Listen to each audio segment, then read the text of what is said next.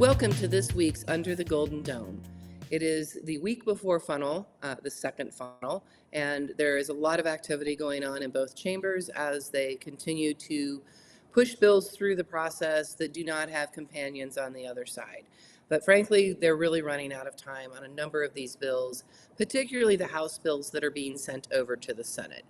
We'll get back to that in just a minute. In other news, there is still no agreement on SSA.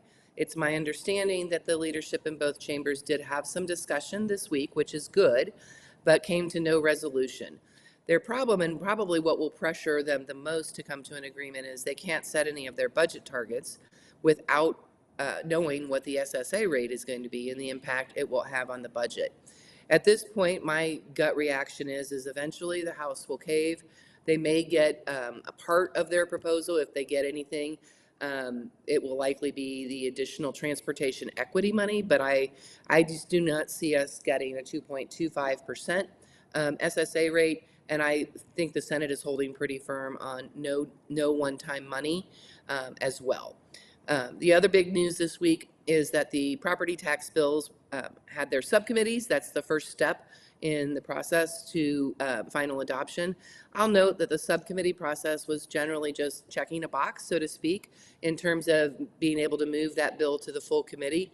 And I anticipate the full committee will also probably not make a lot of changes, though real work on the bill is going on behind the scenes with groups like IASB to talk about what kind of changes we want.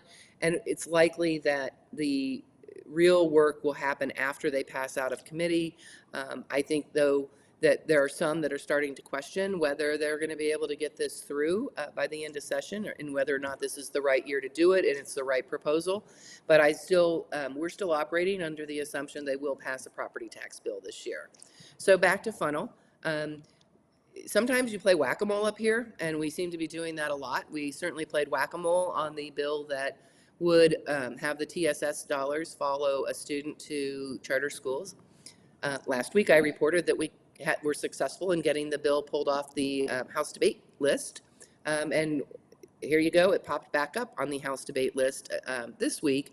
And again, we were successful in getting that pulled off. I don't think this issue is going to go away, but it just kind of goes to show you that nothing is ever truly dead until they adjourn. I don't anticipate we will see this again, and I don't think that the Senate has any interest in doing it anyway.